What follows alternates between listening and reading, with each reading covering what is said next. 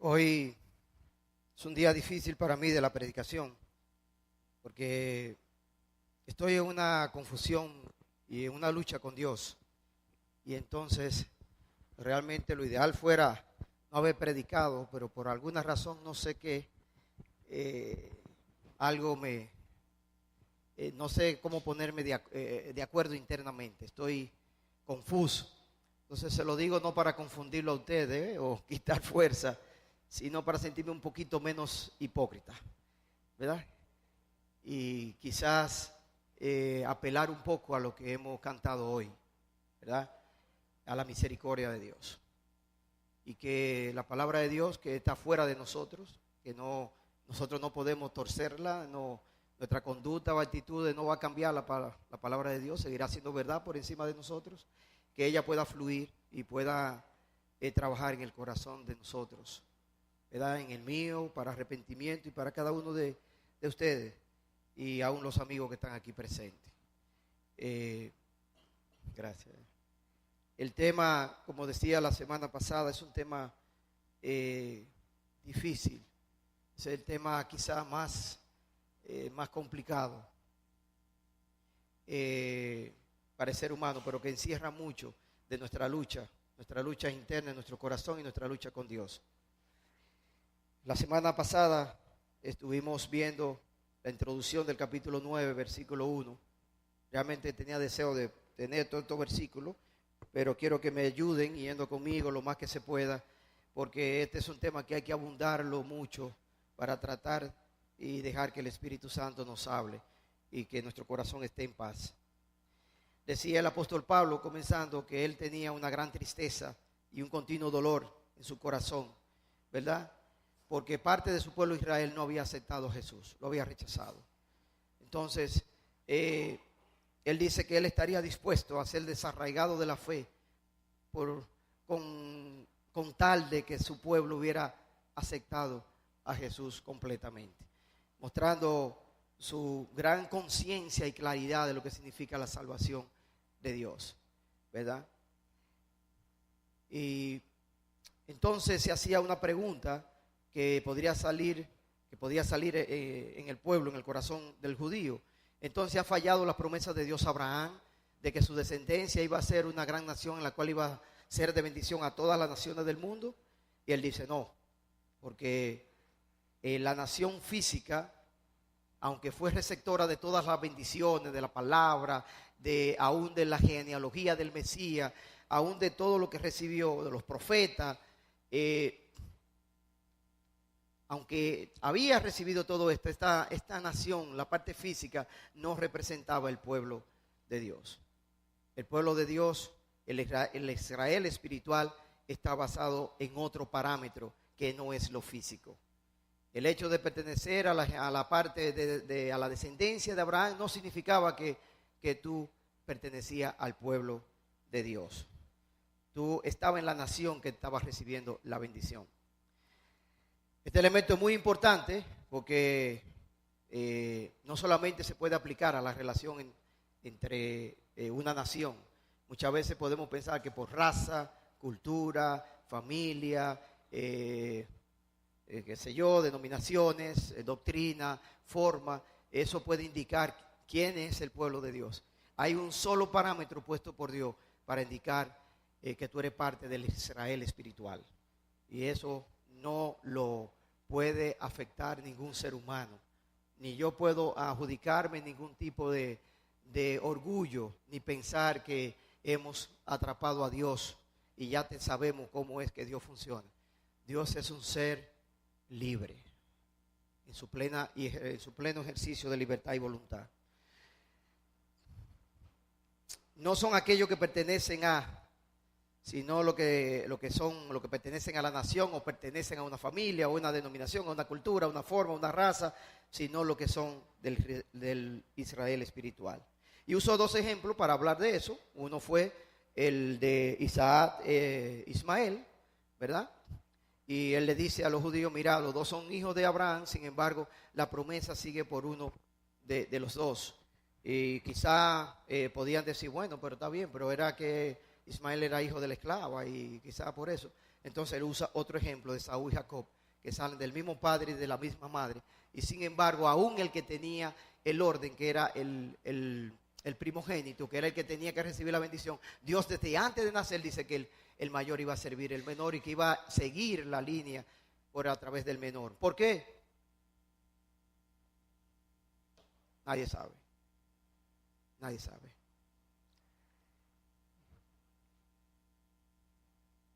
Algunos hermanos piensan, y creo que tienen cierta razón, de que aquí quizás se habla de la elección desde el punto de vista de ser receptor de bendición. Y eso es verdad también. O sea, Dios no escogió la descendencia de Saúl para ser receptora de la bendición. Sino, ni tampoco tomó, ¿verdad?, a la parte de los árabes para hacer lo que iban a recibir la bendición. Aunque mira, extrañamente ellos entienden que lo son. Es como si cada quien estuviera regateando por donde Dios iba a ser de bendición. Los árabes piensan que todo lo que se dio en el proceso de sacrificio fue con Ismael, que no fue con Isaac, por asunto del fechaje, que ellos dicen que todavía no tenía la edad para hacer eso. Bueno, al fin y al cabo ellos entienden que ellos son la línea, pero realmente viendo y todo lo que es la historia, sabemos claramente que Mahoma no es el Mesías. La obra de Jesús es incomparable. El mensaje de Jesús es insuperable. No hay forma de que la mente humana hubiera creado el pensamiento, la ideología y la obra de Jesucristo. Ningún humano hubiera creado a Jesús como Salvador. Eso escapa de la mente humana. Jesús es totalmente sobrenatural. Ningún ser humano buscaría un Salvador que muere. Eso va contra la lógica humana, contra el corazón de nosotros. Nadie buscaría un Salvador que habla de humildad, que habla de morir. Todo el que quiere ganar su vida la pierde, mas el que pierde su vida la ganará. Eso va opuesto, eso choca con el oído y el corazón humano. Ahí surge mucha de la rebeldía de nosotros contra Dios y contra Jesucristo. Es ofensivo el mensaje de Jesucristo, totalmente contra el corazón humano pecador. El mensaje de Cristo es único, no hay forma de igualarlo. Y más todo lo que Jesús ha dicho son cosas que usted puede poner su vida sobre la palabra de Cristo, porque todo se va haciendo. Ese hombre no salió de ese sector ahí, no salió de Judea. Y él dijo, esta palabra será predicada en todo el mundo. Y así mismo es. Como este hombre sabía las dimensiones y el alcance de sus palabras, porque era el Hijo de Dios, era inigualable. Entonces Jesús claramente es el Mesías y vino por descendencia de Isaac, ¿verdad? Ahora digo que tienen también mucha razón, porque creo las personas de Edom, que son los descendientes de Esaú, ese pueblo desapareció desde el principio, casi del primer siglo. Se dice que el remanente que quedó se fusionó con Israel. Ciertamente lo que dice la palabra de que el mayor iba a servir al menor, Edom sirvió al pueblo de Israel y se fusionó con Israel. No sabemos si hay por ahí descendientes. Es muy, muy complicado esto, excepto National Geographic está haciendo un asunto de genealogía con ADN, tratando de crear el flujo de todos los seres humanos. Hay un software, una cuestión que ellos venden ahí, pero no sabemos, ¿verdad?, la descendencia. Pero pienso que probablemente personas de Edom, si es que quedan, fueron salvos y eran descendientes de Saúl. Hay árabes cristianos, árabes descendientes, ¿verdad?, de Ismael. Entonces, ahí la bendición de Dios corre a través de la promesa de Jesucristo. Todo el que pone su fe en Jesús y confía en Él para que lo saque a salvo de este mundo, será salvo. ¿Ves? Hay muchas cosas que no entendemos, pero quizás no tenemos que entender tanto. Querer entender mucho, yo creo que es lo que nos ha llevado a tanto problema. Entonces, ciertamente, Edom ni los árabes fueron usados como nación receptora de las bendiciones, sino la descendencia de Jacob. Hermanos, esta forma de presentar la situación con Esaú y Jacob complica, ¿verdad? Ahora, esta idea de que sea elección de nación, de bendiciones, no elimina el hecho de que Dios está eligiendo conforme a su soberana voluntad. Tampoco sabemos por qué eligió a Abraham para formar a Israel. No sabemos. No sabemos muchísimas cosas. Dios está eligiendo, Dios está abriendo con propósito que tú y yo no sabemos. Hay propósito de Dios sobre nosotros, hermano. Y vamos a ver que no solamente hay propósito para el proceso de salvación. Hay proceso para Él mostrar su gloria, su poder y su justicia. O sea, no estamos ante un mundo y unas situaciones confusas. Estamos ante un Dios todopoderoso, soberano, que sabe exactamente lo que está haciendo y que tiene control de todo. Nada está escapando, hermano. Por mucho que nosotros oigamos por la radio, por mucho que la gente esté ahora en esa rebeldía abierta hacia Dios, nada está escapando del propósito eterno de Dios. Estamos ante un Dios que nosotros tenemos que humillarnos, tenemos que someternos y tenemos que decir: Señor, haz con nosotros lo que tú quieras, pues tú eres Dios y nosotros somos tu criatura. ¿Sí? Dios soberanamente está ejerciendo su voluntad, aunque nosotros no sepamos conforme a sus propósitos, y lo vamos a ver. Ahora, cuando Él dice que cuando aún los mellizos no habían nacido y no había nada, ni bueno ni malo, para que el propósito de Dios conforme a su elección permaneciera, no por las obras, sino por aquel que llama, se le dijo a ella: el mayor servirá al menor, a la mamá, tal como está escrito: Jacob amé, pero a Esaú aborrecí. Surge de una vez en la mente de nosotros algo. Claramente la acción de aborrecer a Esaú no está basada en criterios de mejor y peor, porque ya dijimos que si se pone en el balance, Jacob no era papita, ¿verdad? Porque fueron engaños, engañó al hermano por la comida, después engañó al papá porque estaba medio ciego y se puso en conjura con la... no era fácil, ¿verdad? Era un hombre que usaba, pero Dios, y ahí en que entran las preguntas, Dios soberanamente decidió tomar a Jacob. Oremos a Dios. Padre, gracias por tu amor. Tú conoces mi condición. Quizá es un atrevimiento de mi parte, pero aquí estoy. Haz tú con tu palabra lo que tú quieres hacer, Señor. Que tu Espíritu me convenza a mí de mi pecado, de mi maldad, me aclare, Señor, y que también haga lo mismo con mis hermanos y que también sirva de motivación para nuestras vidas, para seguir adelante, Señor, confiando de que aquel que prometió hará, porque Él es fiel. Grandes son tus misericordias para con nosotros, Señor. A ti estamos confiados plenamente en tu bondad y tu gracia para con nosotros. En el nombre de Jesús te rogamos que nos dé luz y sabiduría y que nos visite, aún a sabiendas de que nosotros no somos merecedores de tu visita, Señor. En el nombre de Jesús. Amén. La pregunta es como si nosotros los seres humanos, y yo sé que todos los que estamos aquí, cuando hablábamos de eso quizá puede venir a la mente, y yo creo que es algo que es cuestión de sincerizarnos.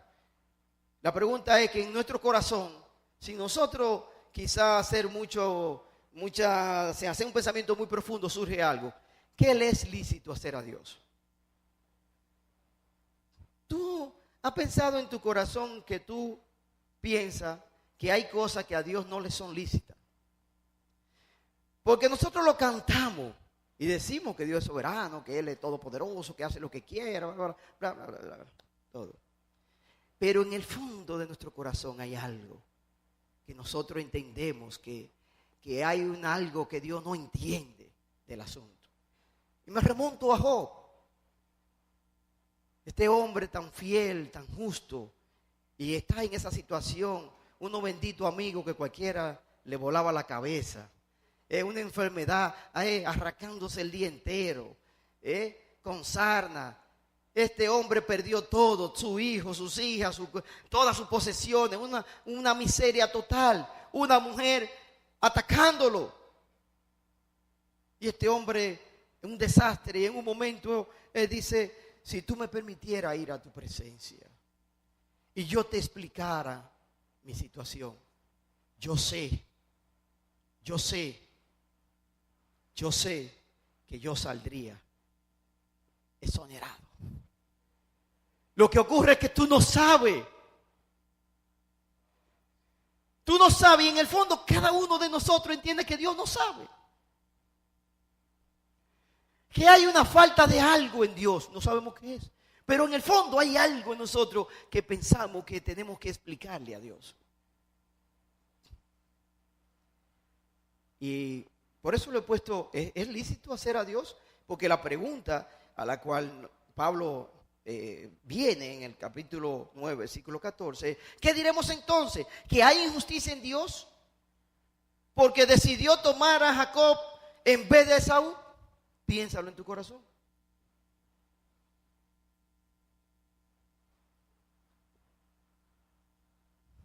¿No hace esto injusto a Dios? Que haya decidido escoger al menor sobre el mayor en vez de escogerlo a ambos, si ambos están en la misma situación. ¿No son los dos pecadores? Entonces, ¿por qué decide tomar uno y el otro no? ¿Eso es injusto? ¿Es justo Dios que salve a los gentiles que han estado lejos de toda bendición y excluidos de todo lo que tiene que ver con Dios? Esa gente han hecho de todo, han vivido como le da la gana. Nosotros como pueblo que nos hemos restringido, que hemos cumplido la ley, que hemos guardado aquello, lo otro, hasta la actualidad, hermano. Esa gente tiene una cultura hacia ese Dios tremendo. Lean la historia de Israel. Esa gente regresaron a esa nación, compraron ese sitio, lucharon. Usted oye la guerra de los Israel y usted no lo puede creer. La ONU declaró hoy a Israel como nación. Y en una semana estaban como 10 países o 7 países árabes atacándolo. Y lo ganaron a todos. Sin ejército.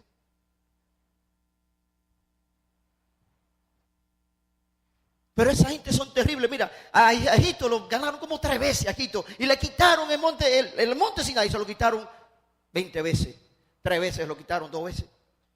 Y la ONU decía, no, devuélveselo otra vez. El último, cogieron al Sinaí. Y en poco tiempo, hermanos, metieron planta, desalinizaron el mar, cogieron agua, plantaron al Sinaí y lo hicieron productivo. Y Egipto le dio envidia. Y acordó un tratado. Entonces ellos le entregaron. ¿Sabes lo que hicieron? Porque no son buena gente. Desarmaron todas sus plantas. Llevaron todo y les regaron veneno a la producción. Y el Sinaí está desolado. Pero ellos lo cultivaron en poco tiempo. Hoy hasta hoy, pero ellos están tratando de renovar su nación de Dios. Oí que la moneda ya están remodelando su moneda. La moneda de aquel tiempo, del tiempo de Jesús. A todos los que vinieron de otras naciones le enseñaron el hebreo. Todos los que venían de Etiopía, de cosas, ya tienen el hebreo. Volvieron otra vez. Porque ellos entienden que son el pueblo, la nación de Dios. Y están esperando el Mesías victorioso que lo va a librar de todo y va a acabar con todos los gentiles. Entonces, ¿cómo va a ser que ahora de que los gentiles, que no han hecho nada por ti, ni han cargado el arca, ni han hecho esas cosas, ahora también ellos van? ¿Cómo no? Espérate, así no. No puede ser. ¿Es justo eso? No. Pablo entra aquí a un dilema que aunque está tratando de explicar esto mismo que estamos diciendo, porque es a los judíos que está tratando de explicarle esto, entra algo que tiene que ver con el corazón de cada uno de nosotros. Un caso parecido, hermano, está en Mateo 28. Y solo se lo parafraseo, porque lo conocen. ¿Se acuerdan de aquel tiempo que Jesús usa una parábola?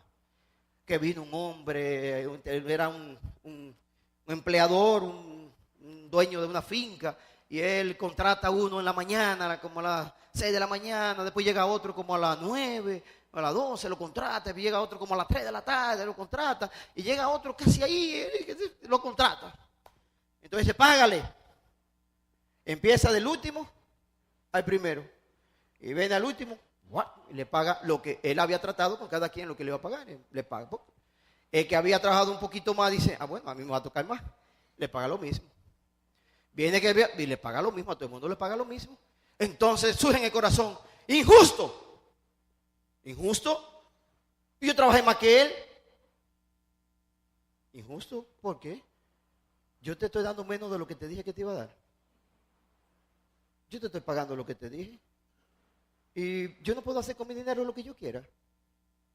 O sea, yo no puedo hacer con lo mío lo que yo. Pues entonces, ¿por qué eso era injusto? ¿O no será que tu corazón es perverso?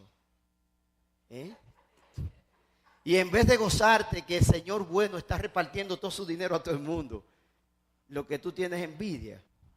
Bueno. La injusticia que se levanta en nosotros. Ustedes me han oído mucho hablando de humanismo y humanismo. Es porque es la plaga para mí de los tiempos finales. La plaga. Es algo parecido, hermano. Es injusto.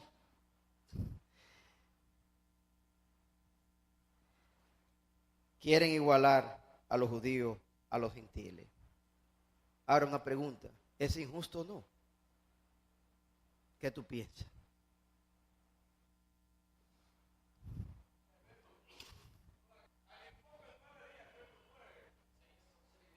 Los 6 días. Sí. Y eso trataron de agarrarlo a ellos el día que ellos estaban, es el día más santo de ellos, Yom Kippur. Y ellos trataron, como estaban en ese día, lo atacaron por 3 zonas diferentes, 3 naciones diferentes. Ahora, hay hermanos que dicen, por ejemplo, que hoy se habla mucho de Israel. Hay mucha iglesia evangélica que tiene muchas cosas. No estamos, este Israel que está ahora, tiene los rasgos de la nación. Pero es lo mismo que estamos hablando hoy. No es el Israel espiritual esa nación. Probablemente va a pasar algo con ellos que está marcado en el mismo libro de Romanos, de que habrá probablemente una conversión en masa del pueblo judío. Y cuando eso ocurra, entonces las personas que están ahí serán parte del Israel espiritual. Ahora estamos viéndolo solo desde el punto de vista de nación, ¿verdad?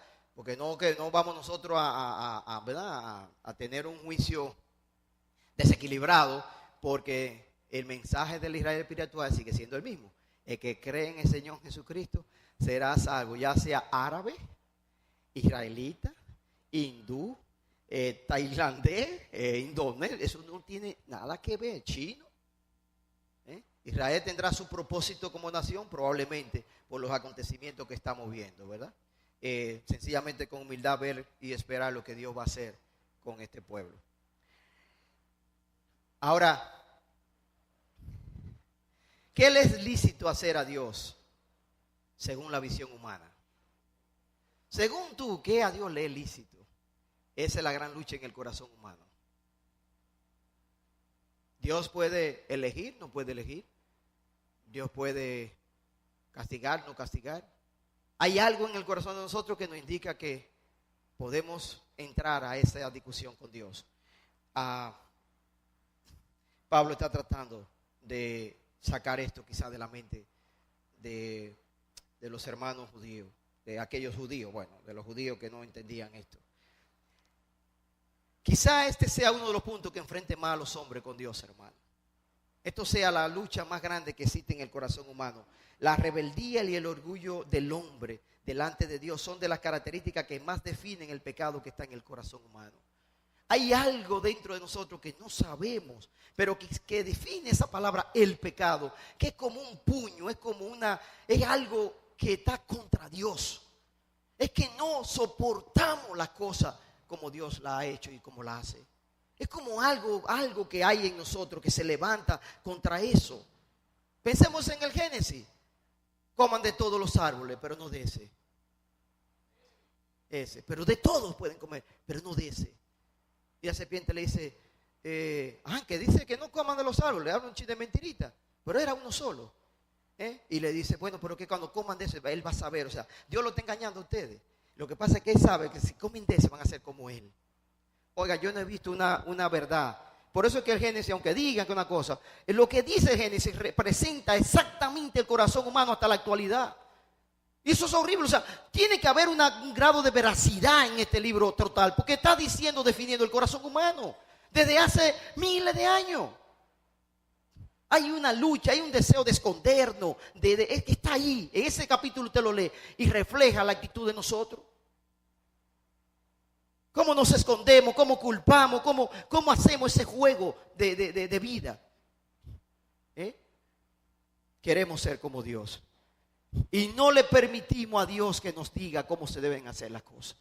El hombre no le perdona a Dios que le diga cómo se deben hacer las cosas. No se lo perdona. O nos deja hacer lo que nosotros queremos o realmente no te queremos.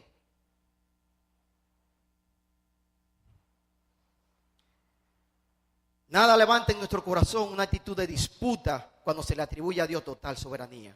No hay un mensaje más pesado para decirlo en la iglesia, y es que decir que Dios es soberano sobre nosotros.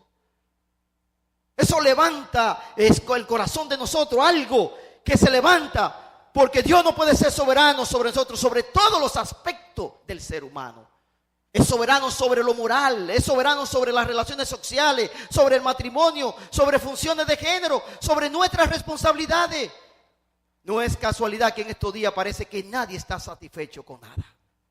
Nadie está satisfecho con su cuerpo, nadie está satisfecho con su piel, nadie está satisfecho con su cabello, ni con su forma, ni con su papel de ser mujer, o de ser hombre, o de trabajo, o de vida. Nadie quiere nada de lo que es. De tal manera que tu función sexual ya no te define a ti ni varón ni hembra.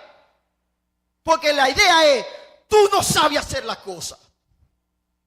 De eso que se trata, hermano. No es otra cosa. No crean que es un grupito por ahí con mucho dinero que ha almacenado para mandar a llenar toda esta cultura de la porquería que han enviado para estos países. No se trata de eso, hermano. Se trata de ese príncipe de las tinieblas detrás de todo este sistema que ya Pablo nos advertía. Nuestra guerra no es contra sangre ni carne, es contra algo que tú no ves, que se levanta contra aquel que es el soberano de las naciones. Dios creó hombre y mujer, un complemento precioso. La feminidad es preciosa y hoy vemos cómo la mujer no quiere ser femenina. No quiere ser femenina. El hombre era un ser honroso para proteger, para cuidar, para dirigir, para crear. No queremos serlo. Nadie quiere nada, hermano. Vemos todo esto de los tatuajes. No se puede decir nada de esto porque usted atenta contra la libertad de la gente. Está bien, se ponía una cosita bien. Pero mire, hay programas. Mírense un canal que hay de eso, hermano. Miren un canal que hay. Ya no es una cosita, no. Es todo el cuerpo desfigurado. ¿Pero por qué? ¿Contra qué tú luchas? ¿Por qué te resiste? ¿A qué es lo que te resiste? A Dios.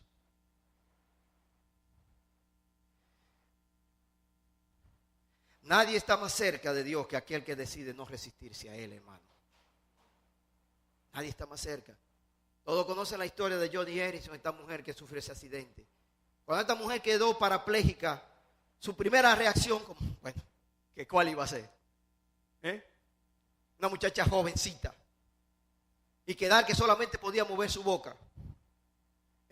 Y allá el novio va al principio, pero después de un tiempecito, se larga.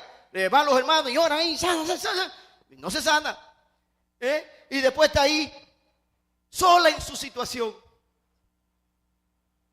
Pero un día, no sé, un día, si una semana, un proceso, aceptó su realidad delante de Dios.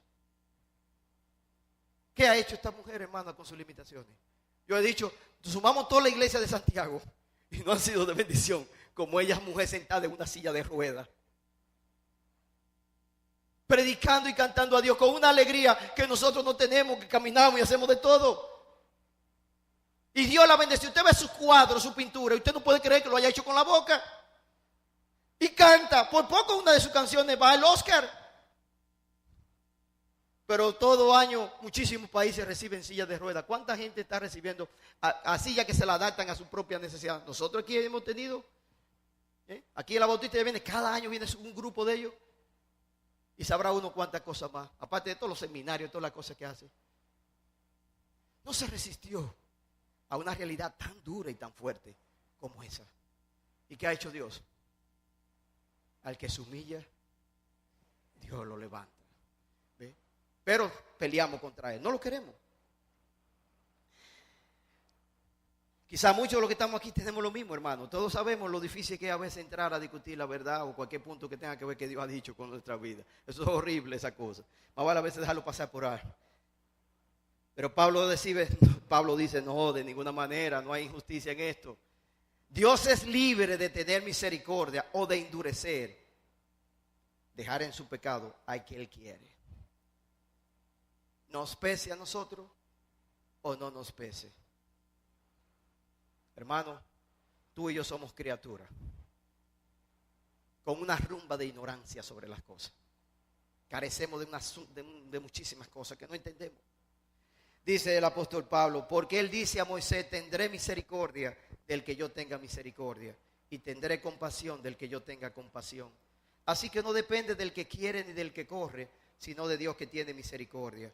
Porque la Escritura dice a Faraón, para esto mismo te he levantado, para demostrar mi poder en ti y para que mi nombre sea proclamado por toda la tierra. Así que del que quiere tiene misericordia y al que quiere endurece. La primera parte hace referencia a algo que Dios le dijo a Moisés en el Éxodo.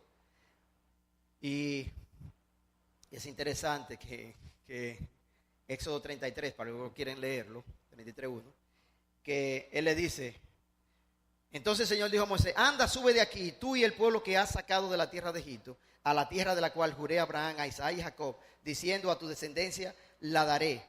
Y enviaré un ángel delante de ti y echaré fuera al cananeo, al amorreo, al letita, al fereceo, al heveo y al jebuseo. Oigan esto. Sube a una tierra que emana leche y miel, pues yo no subiré en medio de ti. ¿Cómo? No sea que te destruya en el camino, porque eres un pueblo de dura servicio. ¿Usted está oyendo eso? ¿Usted está oyendo ese? Dios le está diciendo al pueblo, vete con ellos. Voy a enviar un ángel delante de ti. Tú vas a ganar todo el mundo, pero yo no puedo ir con ustedes. ¿Sabes por qué yo no puedo ir con ustedes? Si camino mucho con ustedes, los tengo que destruir. Porque son un pueblo duro de servicio. Es preferible, caminen así. O sea, estamos ante un Dios terrible. Ese concepto de ablandar a Dios no es un concepto bíblico, hermano. Estamos ante un Dios terrible en su pureza, en su santidad, en su justicia. Es un Dios terrible. Y él dice, yo no voy. Entonces ahí entra con Moisés. Moisés le dice, no, pero si tú no vas conmigo, yo no voy para allá. Entonces, pero muéstrame tu gloria. Entonces lo pone en una hendidura y le dice qué va a pasar. Y de ahí dice esa frase de que tendrá misericordia de que él quiera. Y ahí Pablo la está usando. Pueden leerlo, esa parte completa del capítulo 33 de Éxodo. Ahora, debemos tener, hermano, la perspectiva correcta para entender la posición que está el ser humano actual. Que yo creo que eso es un elemento que a nosotros se nos escapa. El ser humano actualmente está complicado. Mira, Daniel estaba ya habían sido expulsados, habían llevado cautivo a Babilonia, está ahí, ya han pasado los años, está leyendo ahí a Jeremías probablemente, dice, son 70 años, ya se está cumpliendo, ¿y qué ha pasado? Aquí estamos nosotros, está esperando que Dios vuelva otra vez, porque ya han pasado los años, y él comienza a orar a Dios, y mira una de las oraciones de Daniel, dice, oh Señor, nuestra es la vergüenza del rostro, y de nuestros reyes, de nuestros príncipes y de nuestros padres, porque hemos pecado contra ti, Al Señor nuestro Dios pertenece la compasión y el perdón, porque nos hemos rebelado contra Él. ¿Cuál es la actitud de Daniel? Nosotros hemos caído en falta contigo. Por lo tanto, merecemos tu justicia, que tú nos juzgues correctamente. Mas, sin embargo, tuya es la compasión y el perdón. Él tiene la perspectiva correcta del pueblo de Israel, porque nosotros nos hemos rebelado contra ti. Ahora, ¿en cuál condición y perspectiva está el ser humano? ¿Cuál es la perspectiva que tú piensas que tú estás? ¿Cómo tú piensas en tu corazón que tú estás delante de Dios?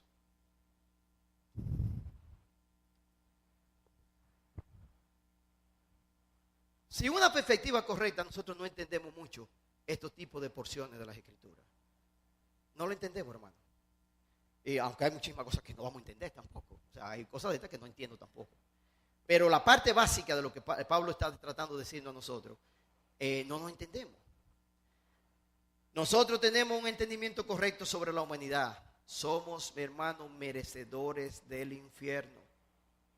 Somos horriblemente malos.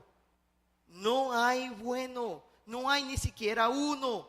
Tú y yo lo sabemos. Si tú registraras, como va a ser según allá, todos tus pensamientos, tus intenciones, tus deseos, tus acciones. Todos sabemos que hemos querido matar a alguien, que los hombres hemos querido quizás acostarnos con 600 mujeres. Los hombres, las mujeres no saben con cuánto hemos chimoteado, hemos murmurado. No somos buenos. Es absolutamente un error hablar de buena gente. A veces alguien viene y dice, bueno, yo conozco al Señor, pero yo no era tan malo.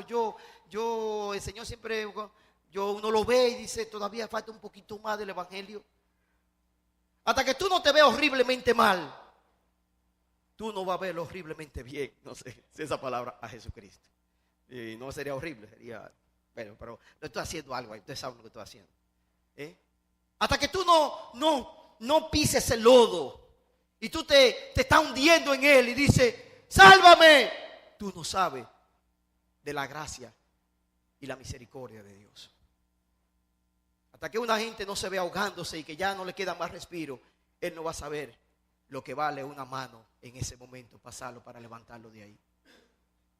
Hasta que tú no te tocas y no te ves hundiéndote en ese seno. Pero hoy en día se quiere obviar esa realidad, pero no podemos entender que somos merecedores del infierno. Si Dios decidiera entrar a toda la humanidad al infierno, Él sigue siendo justo. Porque todos lo merecemos. Niños, adultos, mujeres, enfermos, no enfermos. No existe ese grado de debilidad que indique que Dios tenga que hacer. Eso es humano.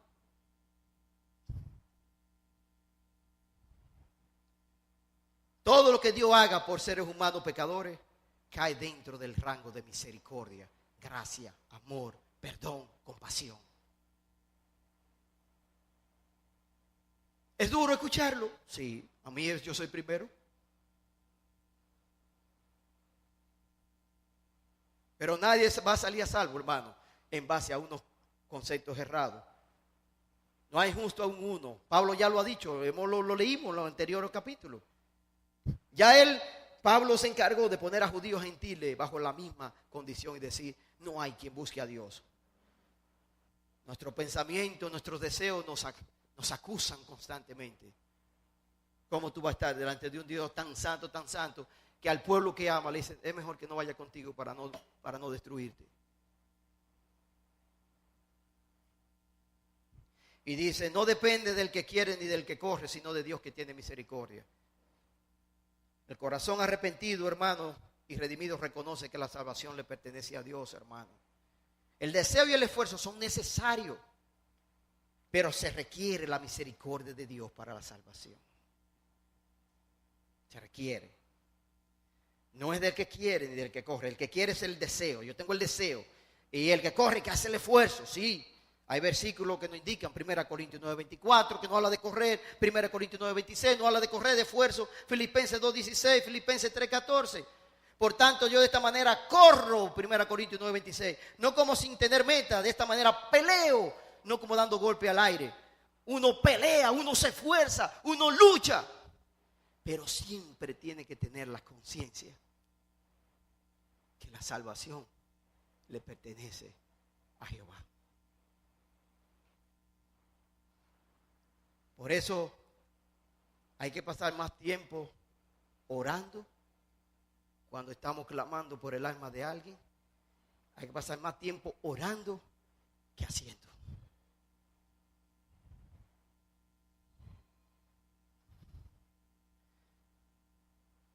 A veces tenemos muchos métodos y poca oración para que las almas se salven.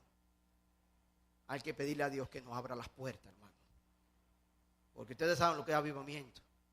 Cuando el Espíritu Santo está salvando las almas. Que usted le dice a la gente, Cristo te ama, conozco a Cristo.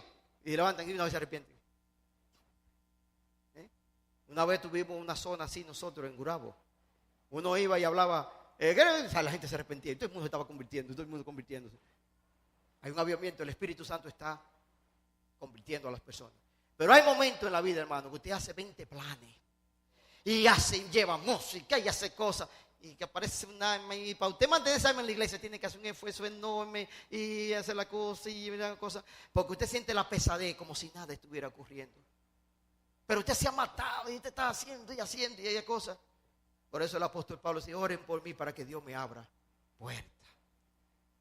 Porque cuando Él abre la puerta, es fácil, hermano. La salvación le pertenece a Dios. Así que, amados míos, tal como siempre habéis obedecido, no solo en mi presencia, sino ahora mucho más en mi ausencia, ocupaos en vuestra salvación con temor y temblor, un esfuerzo ahí, guardando nuestra salvación. Porque Dios es quien obra en vosotros, tanto el querer como el hacer, para su beneplácito. Ambas cosas, hermano. Tenemos que tener conciencia, hermano, y esto es lo que el apóstol Pablo está diciéndole a estos hermanos.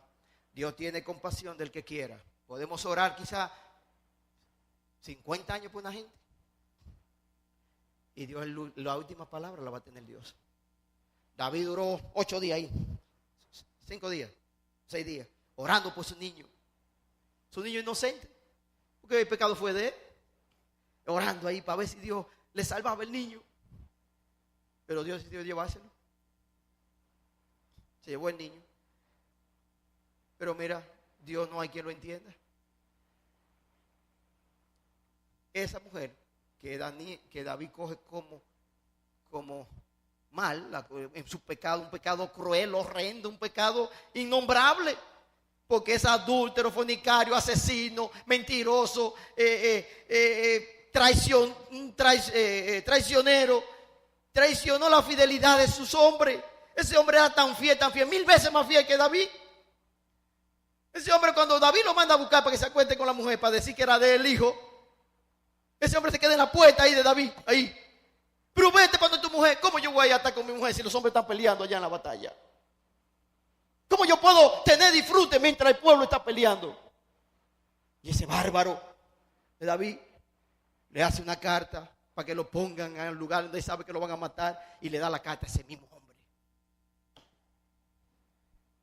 Él mismo lleva en su mano la sentencia de su muerte, pero es tan fiel que no va a abrir esa carta. Sin embargo, Dios dice que David tiene el corazón que le agrada. Y después de ese pecado, los salmos de David son los salmos que más nos impactan a nosotros. Ese Salmo 51 es un salmo tremendo, pero viene de un pecado horrendo.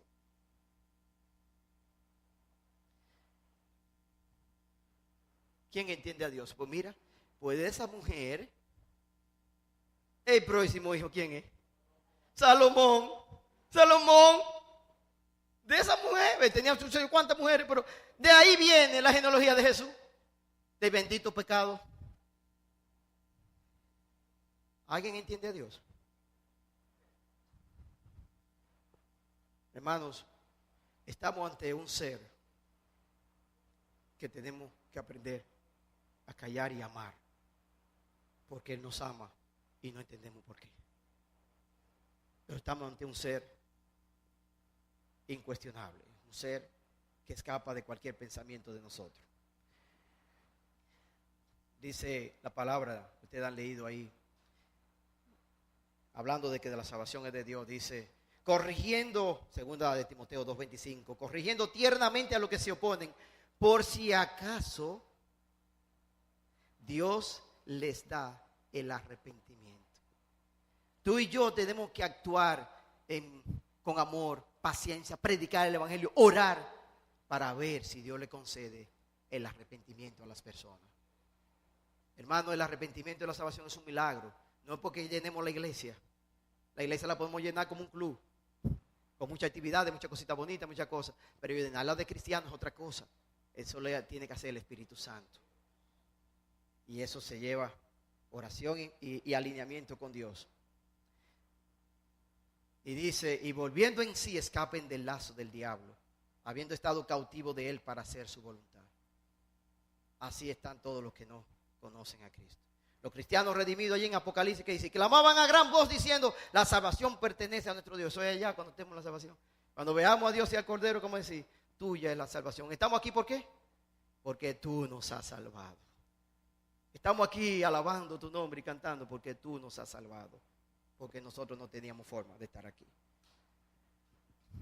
Dios muestra la maldad también con el que quiere. Mira el versículo 17, dice a Faraón: para esto mismo te he levantado, para demostrar mi poder en ti, para que mi nombre sea proclamado por toda la tierra. Y usa la palabra endurecimiento aquí. Aquí hay que entender bien la palabra endurecimiento. Y yo creo que ustedes la entienden bien. La palabra endurecimiento aquí está basada en cuando Dios deja a la persona sin la intervención de su gracia y misericordia.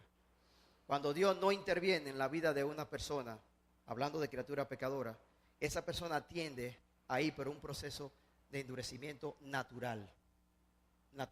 Cuando Dios no se interviene en la vida de una persona, su proceso es totalmente degenerativo. Y voy a probar lo que estoy diciendo a través de las Escrituras.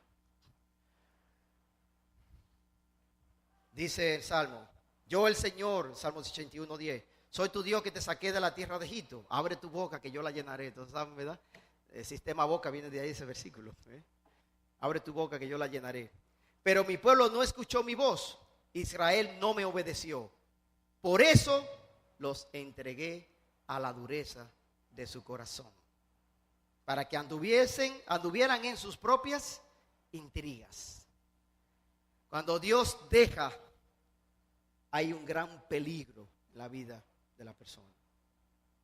Es mejor que Dios no discipline, es mejor que no golpee, es mejor que no haga lo que quiera, pero que no haga algo. Que no haga algo, hermano.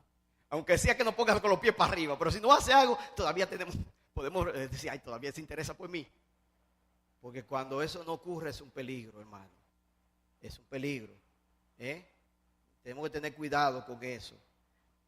Romanos 1:21, ya lo vimos. Pues aunque conocían a Dios, no le honraron como a Dios ni le dieron gracias, sino que se hicieron vanos en sus razonamientos y su necio corazón fue entenebrecido. Profesando ser sabios, se volvieron necios y cambiaron la gloria del Dios incorruptible por una imagen en forma de hombre corruptible, de aves, de cuadrúpedos, de reptiles. Por consiguiente, Dios los entregó a la impureza y en la lujuria de sus corazones. Nosotros nos enredamos en nuestra propia maldad cuando Dios no interviene. Por eso, cuando uno lee todo lo que está pasando en Europa y en otros países de este asunto de género, cualquier gente con un poquito dice: ¿cómo? Esto está como raro eso. ¿Cómo va a ser que ya tú no sabes si eres hombre o mujer? ¿Tú me entiendes? Entonces, pero tú después lo entiendes cuando entiendes esto. Esto es un círculo y empieza suave. Y llega un momento que tú estás diciendo una barbaridad. Lógicamente, científicamente, ni siquiera religiosamente, científicamente. Pero tú te llegas a creer tanto eso, ¿verdad? Que ya es verdad para ti. Tú te enredas en tu propio pensamiento inicuo. Porque cambiaron la verdad de Dios por la mentira y adoraron y sirvieron a la criatura en lugar del Creador, quien es bendito por los siglos. Por esta razón, Dios lo entregó a pasiones degradantes, porque sus mujeres cambiaron la función natural por la que es contra la naturaleza, lo normal, hombre con hombre, mujer con mujeres. Y ahora, ¿quién tú eres? Yo no sé. Hasta que tú no tengas 11 años, tú no puedes decidir si eres mujer o hombre. Porque tú has sido víctima de una sociedad en una sociedad patriarcal que te ha enseñado a ti que es así. Una sociedad, esa religión, un dogma que te ha robado tu libertad. Y van al pensamiento de Nietzsche, un tipo enfermo, un pensador enfermo que estuvo lejos de su familia. Y él decía que el hombre había llegado a un problema porque se le había quitado su libertad. Y ahora se le había limitado para vivir socialmente. Y se le había puesto esas limitaciones sociales. Y entonces sus instintos habían sido amarrados. Y él había bajado. Y ya por ahí andan, no sé si Nidia que sabe mucho de eso, ya andan por ahí unas leyes para pedofilia, para quitar, ya no sé si tú, ya yo lo he visto, ya yo lo he oído ya por ahí, no sé por dónde van esos países, ya si la muchachita de 12 años consiente vivir con su viejito de 60, eso está bien, eso no tiene ningún problema,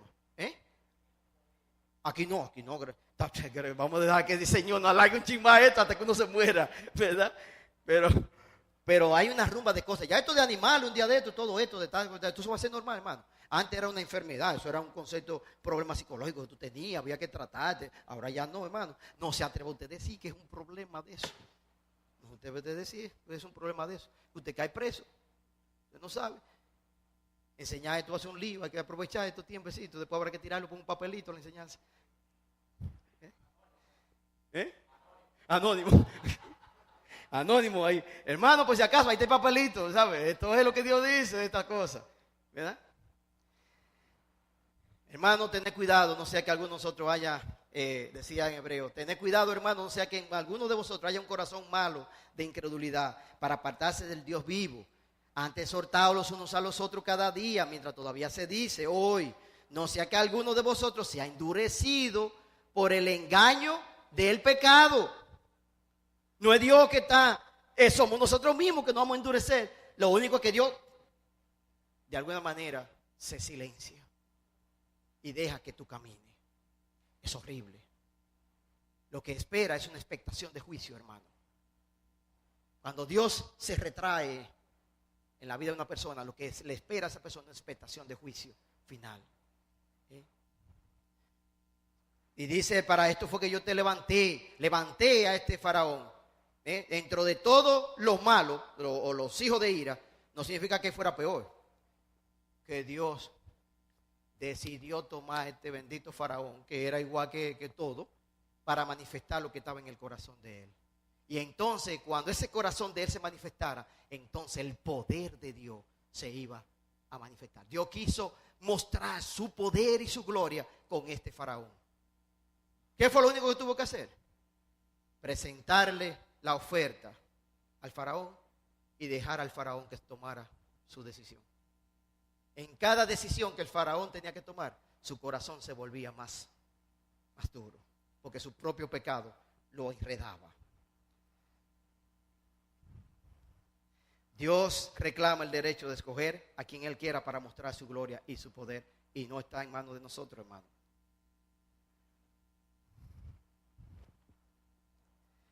Dios dejó que el faraón saliera. Pero ¿cuál es la actitud de faraón? Mira, la primera vez que llega, entonces se dio a ellos. Dirá faraón, así dice el Señor, Israel es mi hijo, mi primogénito. Después Moisés y Aarón fueron y dijeron a faraón, así dice el Señor, Dios de Israel, deja ir a mi pueblo para que me celebre fiesta en el desierto. Pero faraón dijo, ¿y quién es el Señor? Para que yo escuche su voz y deje ir a Israel. No conozco al Señor y además no dejaré ir a Israel. Y Dios mostrando aún misericordia, pero a la vez esa misericordia que hacía, lo endurecía más. Cuando tú escuchas mucho la verdad de Dios y no hay respuesta, ¿tú sabes lo que hace esa verdad de Dios? Que endurece más. Endurece más. Cuando tú no estás esa resistencia. Entonces, mira, cada vez que había un milagro, ¿qué era lo que decía?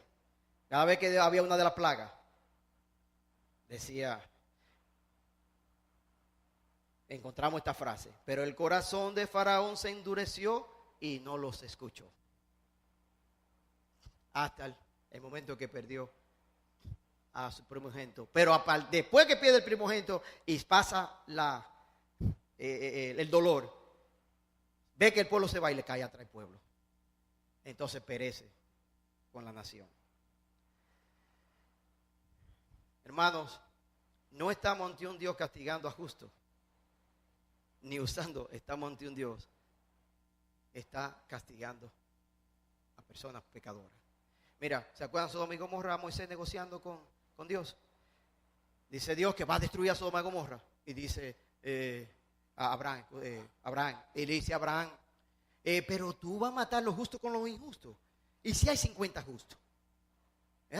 Dice Dios, es más, si hay 50 justos no lo acabo. Dice, Abraham parece que pensó que es demasiado 56. Y si son 45. Bueno, al fin y al cabo, negoció hasta llegar a 10. Terminó en 10 el negocio con Dios. Y Dios le dice, ¿está bien? Si hay 10. ¿Y qué pasó? ¿No habían 10? Ni uno había, hermano. No había ni uno. Por alguna razón Dios no quiso. Porque tendría Dios que haber intervenido de alguna manera para aplicar misericordia. ¿Se acuerdan lo que pasó con Jonás y Nínive? Jonás no quería predicar, pero ¿sabe por qué era que no quería predicar? Porque él odiaba a Nínive, él odiaba de verdad, de corazón él odiaba a Nínive. Y él dice, si voy y le predico, Dios se atreve a tener compasión de ellos. Y le dio vuelta. Oye, y cuando va, y Dios entonces, qué barbaridad. Se arrepintió Dios de hacerle la maldad al bendito pueblo. Y él se amargó. Oye, y le dio un pique y se puso abajo ahí de una mata, esperando, ve ahí, ve. Furioso. Odio. ¿Por qué a Nínive? En ese momento, vaya usted a saber. Dios ejerce misericordia con el que quiere. Al que quiere dejar endurecido, lo deja endurecer. Usted no tiene ni idea, ni usted ni yo, de lo que Dios está haciendo muchas veces. Nada más hay que estar oyendo y contemplando a ver cómo es. Yo le decía que a algunos hermanos, a veces con estos asuntos nuevos que hay ahora, la sociedad tiene un cambio nuevo ahora, el mundo está moviéndose raro. Entonces ahora hay que estar orando para ver bien por dónde que vienen los asuntos, porque Dios está como haciendo cosas raras, ¿usted ve? El rompecabezas se está moviendo, de verdad. Ahora usted ha visto, hay movimiento, hay momentos cuando la historia comienza como a haber un movimiento. Ahora está sucediendo un movimiento histórico, algo fuerte.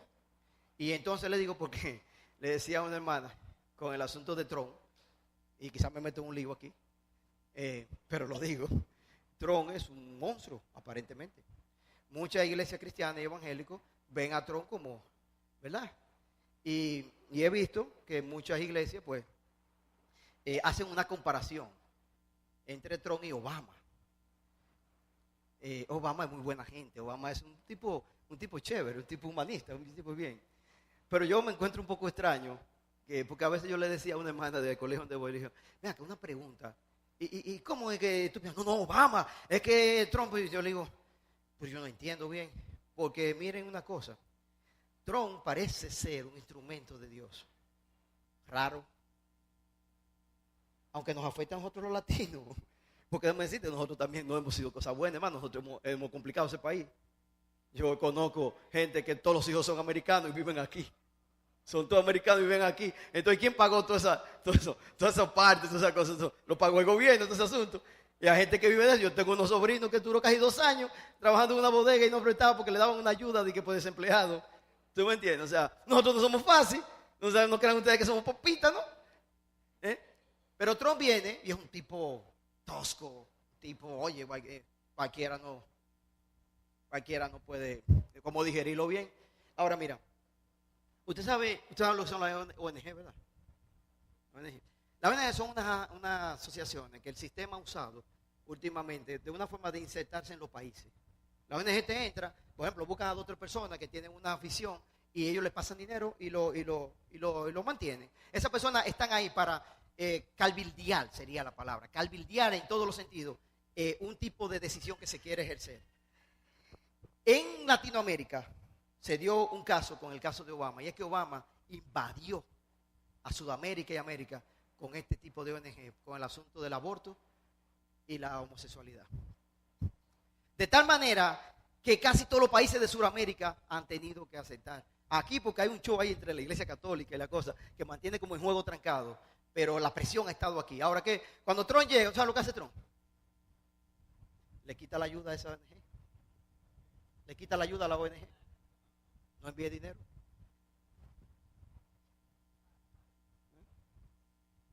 Trump está tratando de defender lo que, de forma conservadora, no es que tampoco hay mucha cosa, pero Trump está tratando de defender unos puntos religiosos, la familia, que sé yo, que ese tipo de cosas. ¿Sí? ¿Es así? Mira, ni de duda. Pero mira, no le llevo, investiguen ustedes mismos.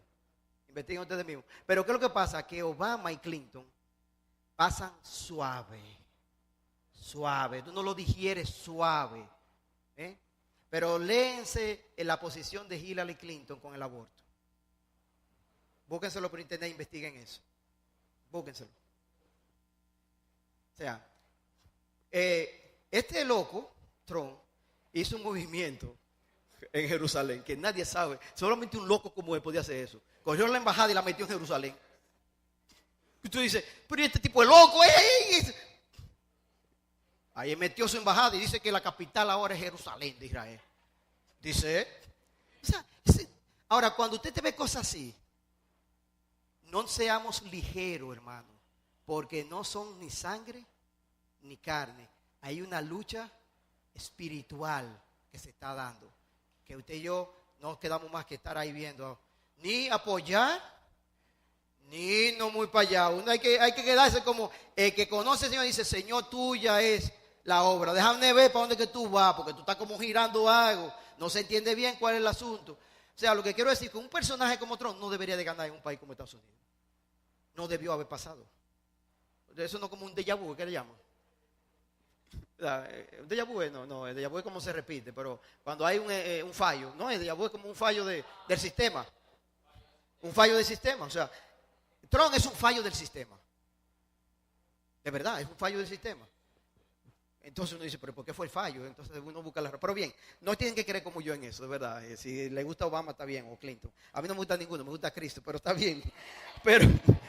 Pero no importa, hermano. Ahora, solamente digo, sean observadores, no seamos ligeros, hermano. Porque veo, hermano, que se van tan suave con la corriente. Mira, cuando estaba el asunto de la liberación de la homosexualidad en Estado, hermano, que ponían la bandera arcoíris, que le ponían todas las cosas, y muy feliz. Está bien, mira, nosotros amamos a la persona. El homosexual, ustedes saben que yo mismo, junto con algunos, traímos aquí a una persona luchando con la homosexualidad y le ayudamos por un tiempo. Todos los más viejos saben.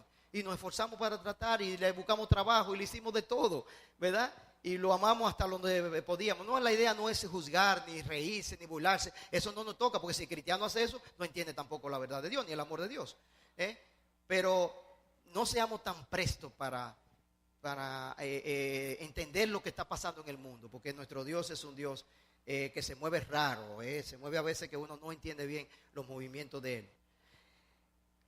Bueno, me fui por ahí con Trump, pero nada, solamente es una idea.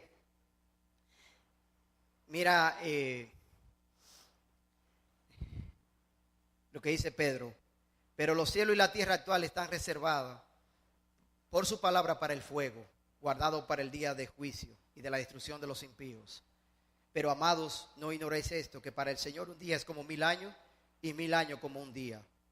El Señor no se tarda en cumplir su promesa, según algunos entienden la tardanza, sino que paciente para con vosotros, no queriendo que nadie perezca, sino que todos vengan al arrepentimiento. Pero el día del Señor vendrá como ladrón, en el cual los cielos pasarán con gran estruendo, y los elementos serán destruidos con fuego intenso, y la tierra y las obras que hay en ella serán quemadas. No subestimemos, nunca, no quitemos este mensaje de la Biblia, hermano. No lo llevemos a un plano humano y que creamos que Dios va a soportar por siempre todo lo que está ocurriendo. Todo el mundo se está burlando de Dios, todo es un relajo. Y lo que dice Pedro es, va a venir el día del juicio, hermano, va a venir. Ahora Dios es tan bueno y paciente que está soportando porque quiere salvar, porque quiere perdonar, porque quiere amar. Pero no pensemos que Dios, nuestro Dios, a su poder se ha menguado, que Él no va a haber un día, hermano. Apocalipsis está claro. Y es un día duro. Es algo fuerte de la historia. No hace comparaciones que es para tú comenzar a llorar desde ahora. Porque dice que la sangre va a estar hasta las rodillas. Hay un día que Dios juzgará a todo aquel que se ha levantado contra Él y que no ha aceptado a Jesucristo. No nos quepa la menor duda. Porque nosotros humanamente deseemos cosas, no significa que es lo que verdaderamente es la verdad. No juguemos, hermano, con lo que, no dejemos de decir lo que la Biblia enseña porque nos cae gracioso, porque con eso yo tengo menos, soy más aceptado, porque la gente se siente mejor conmigo. Bueno, ¿recuerdan el Salmo 73? Ya lo hemos visto mucho. El salmista estaba preocupado porque a ellos le iba todo bien y a él mal. A ellos bien, a él bien y a mí mal. A él bien y a mí. Y entonces, ¿para qué yo estoy sirviéndote a ti, Señor? Pero lo que quiero decir de aquí es lo que Él enseña a Dios. ¿Qué fue lo que Dios le enseñó? El fin de ellos. Y le dijo, todo lo que ya ellos van a tener, ya lo tienen. Ya lo dejé que disfruten, que hagan, que vivan. Pero su espacio de vida terminará en esto. Ahora, ¿tú quieres perder tu vida eterna conmigo en esto? Por un placer, porque te salga bien. Por eso decía que tener cuidado, porque cuando Dios deja, hermano, es un peligro. Parece que todo va bien, hermano, pero no.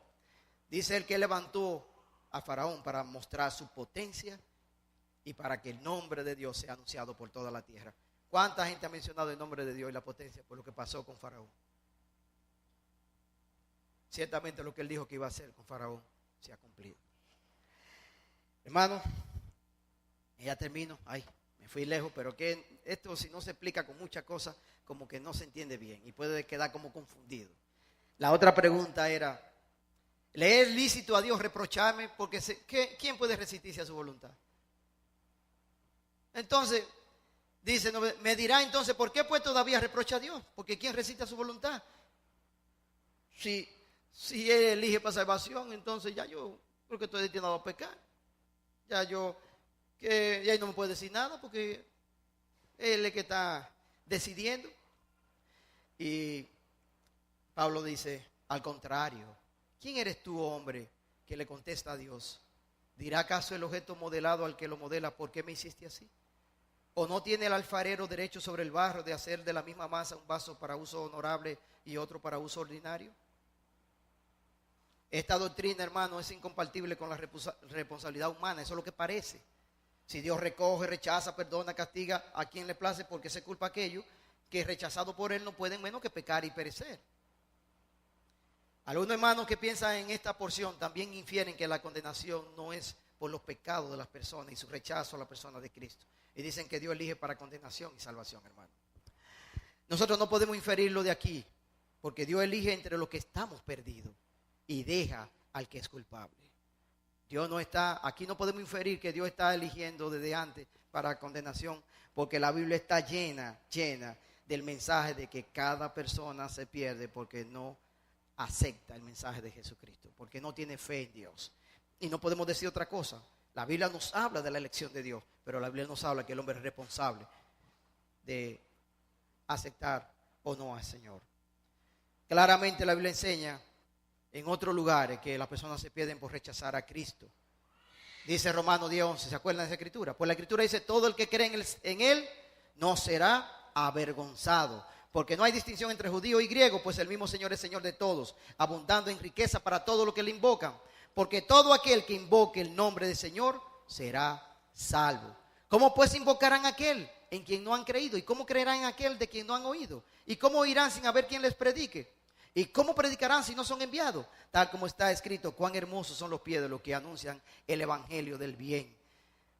Así que la fe viene del oír y el oír por la palabra de Cristo. Nosotros tenemos que predicar el evangelio a todo el mundo. A todo el mundo. Nosotros no sabemos nada de lo que Dios está haciendo. Tú predica. Cada persona tiene una oportunidad. ¿Cómo eso se une a la mente de Dios? Yo no sé. Yo no lo sé. Pero nuestro papel es predicar el evangelio y orar a Dios para que Dios le conceda el arrepentimiento. Así que no entremos a esa lucha de que no, Dios quiere salvar. Dios quiere que todos vengan, y por lo que leímos de Pedro, Él ha ampliado el tiempo para que la gente venga al arrepentimiento. Hay una relación que escapa de nuestro entendimiento, hermano, entre la soberanía de Dios y la responsabilidad humana. Ambas doctrinas se manifiestan claramente en las Escrituras.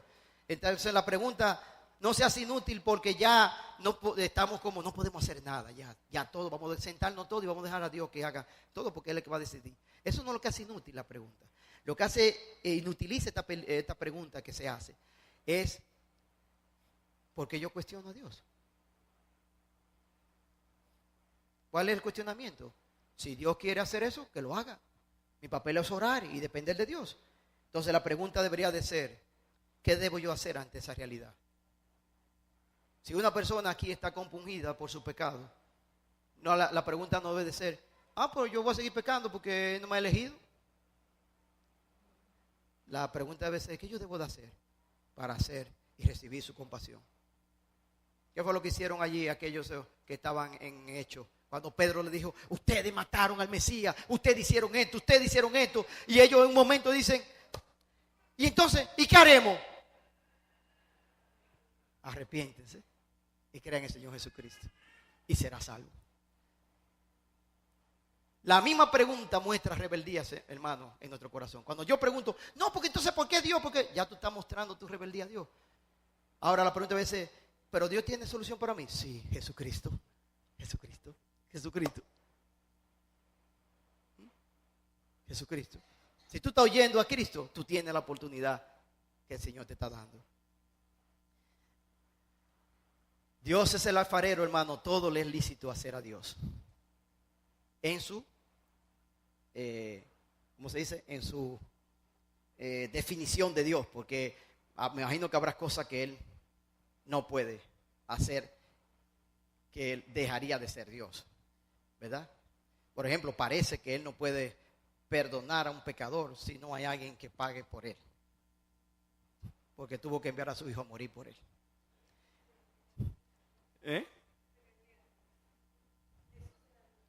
Ajá, tuvo que enviar a él mismo, pero alguien tuvo que pagar. No, porque ya sería un caos. Ya lo que es Dios tiene que...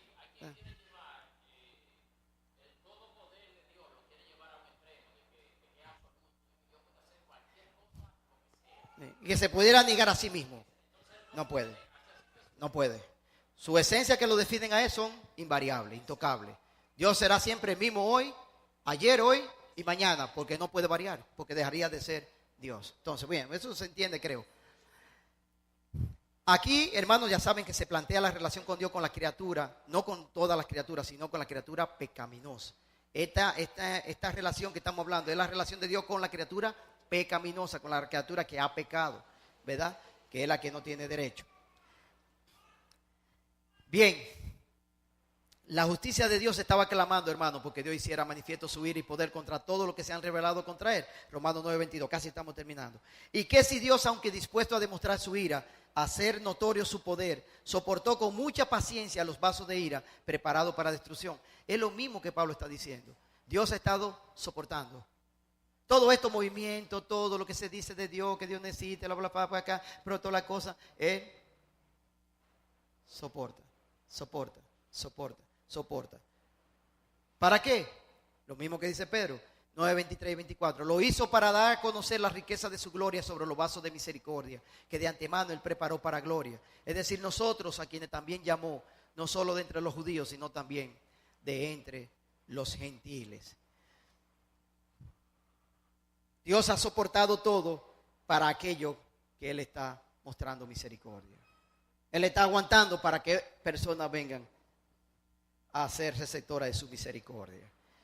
Y dice Efesios, os dio vida a vosotros que estábamos muertos en vuestros delitos y pecados, en los cuales anduviste en otro tiempo según la corriente de este mundo, conforme al príncipe de la potestad del aire, el espíritu que ahora opera en los hijos de desobediencia, entre los cuales también todos nosotros en otro tiempo vivíamos en la pasión de nuestra carne, satisfaciendo los deseos de la carne y de la mente, y éramos por naturaleza hijos de ira, lo mismo que los demás. O sea que en un momento tú y yo éramos hijos de ira, porque andábamos bajo el mismo engaño.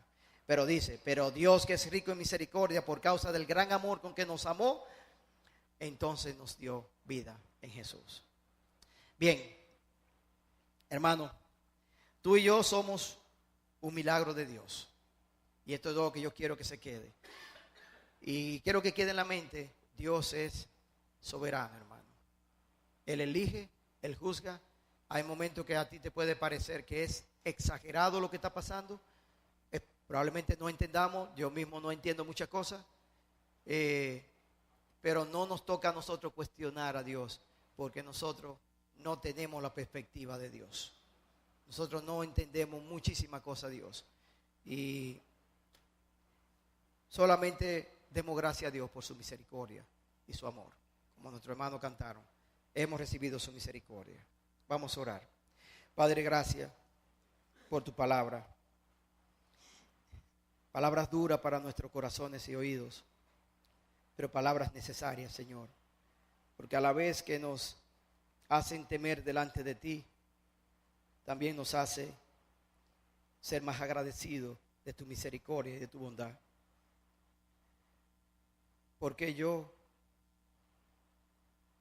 porque soy receptor de tu misericordia sin merecerlo. Y también me anima, Señor, a orar por las personas que no te conocen. Muchas veces la oración la hemos puesto a un lado, pero se nos olvida que la salvación es tuya, Señor. Tú eres el que hace y el que pone tanto el querer como el hacer por tu buena voluntad. Aquí estamos, Señor, ten misericordia de nosotros, en nuestra vida, y que seamos un digno representante para llevar tu luz en un mundo de oscuridad y de tiniebla que necesita tanto tu luz, Señor. Gracias, Señor, en el nombre de Jesús. Amén.